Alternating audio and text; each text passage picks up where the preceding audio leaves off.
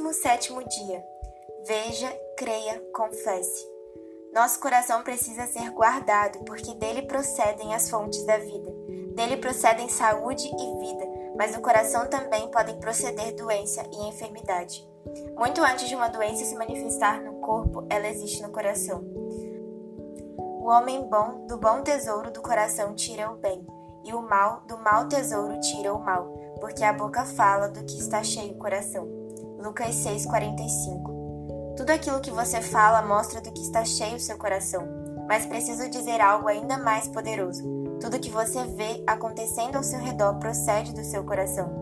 Se há coisas acontecendo em sua vida hoje com as quais você não está contente, como falta de provisão, crise conjugal, família disfuncional, e você não vê aquele tipo de vida que um homem abençoado deveria ter, saiba que muito antes de tudo isso acontecer, uma imagem surgiu no seu coração. As coisas que vemos se originam no coração, pois ele é a fonte. Se você não gosta do que vê em sua vida, então mude seu coração.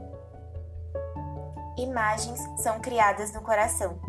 A primeira menção de coração no Velho Testamento está em Gênesis 6:5. E viu o Senhor que a maldade do homem se multiplicara sobre a terra, e que toda imaginação dos pensamentos de seu coração era só má continuamente. Gênesis 6:5. Veja que Deus liga o coração à imaginação do homem. Nós pensamos que a imaginação vem da mente, mas Deus diz que procede do coração. O Senhor sempre nos dá imagens de fé sobre a nossa vida. A maneira como Ele libera fé é nos dando imagens. Não é por acaso que dizem que uma imagem vale mais do que 1000 palavras. Muitos pensam que a imaginação é inofensiva, mas Deus diz que aquilo que imaginamos já está feito diante dele. Muito antes de o homem se tornar perverso, Deus já tinha visto a perversidade na imaginação do seu coração. A primeira menção de coração no Novo Testamento está em Mateus 5:8, que diz: Bem-aventurados os limpos de coração, porque verão a Deus. O coração está associado ao ver. O que você está vendo em seu coração? Se você não gosta do que tem visto em sua vida, mude seu coração.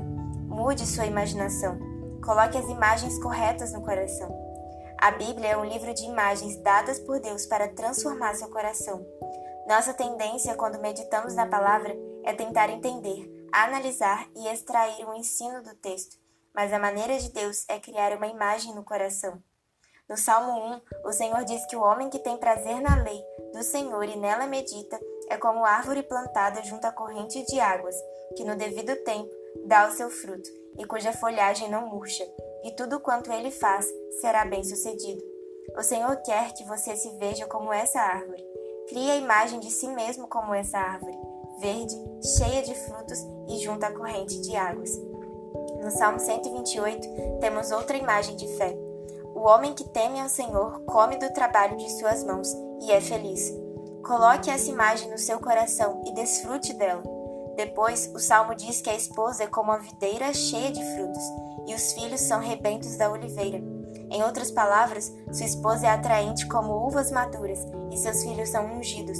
O que você imagina em seu coração se manifesta em sua vida. Abraão é o exemplo mais impressionante do poder da imagem no coração.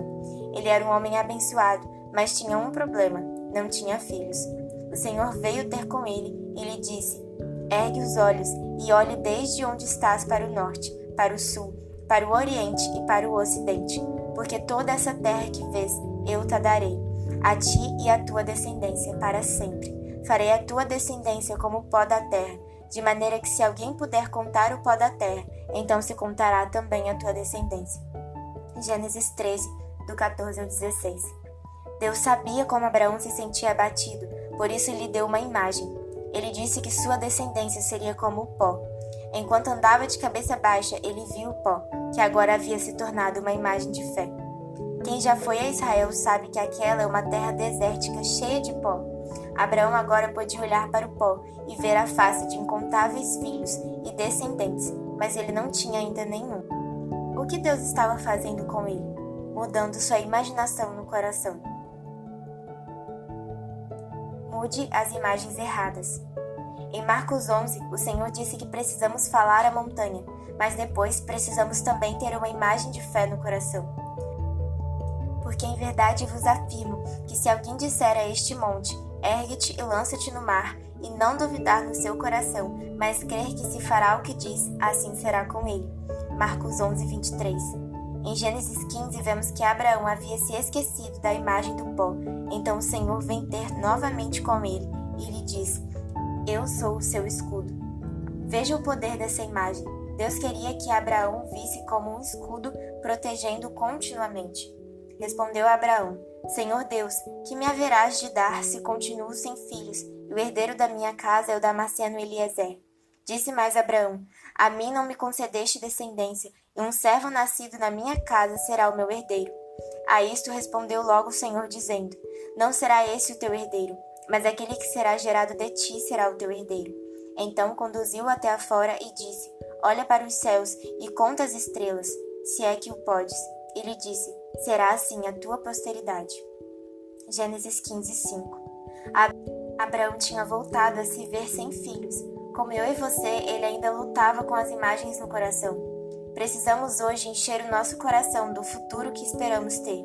Precisamos ver grandes igrejas, pastores cheios do Espírito, suprimento financeiro, glória de Deus. Antes que o milagre pudesse acontecer, Deus precisava mudar as imagens no coração de Abraão. O Senhor então lhe disse: Conte as estrelas do céu, assim será a sua posteridade. Você precisa mudar a imagem no seu coração antes que o milagre aconteça. Confesse o que você vê no coração. Quando Abraão completou 99 anos, Deus lhe apareceu e disse que o seu nome já não seria Abrão, mas Abraão, que significa pai de multidões. Ao mudar o nome de Abraão, Deus estava também mudando sua confissão. A confissão é importante, mas você consegue perceber que antes da confissão, Deus teve de pôr uma imagem no coração de Abraão para que ele tivesse fé?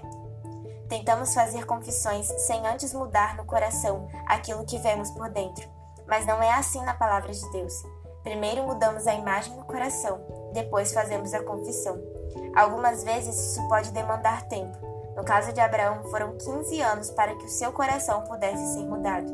Mas uma vez que ele mudou o coração e começou a confessar, 3 meses depois, Sara ficou grávida.